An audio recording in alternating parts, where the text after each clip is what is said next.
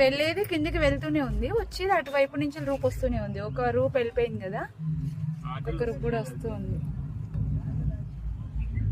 Autos కూడా ఉన్నాయా?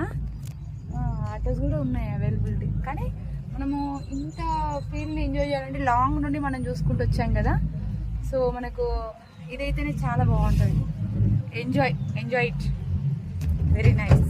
Hello అందరికీ కూడా ముందుగా శ్రావణ మాస శుభాకాంక్షలు. అయితే గంగమ్మ తల్లికి అర్పివ్వడం కోసం అని చెప్పేసి ఇదైతే తీసుకున్నాను నేను.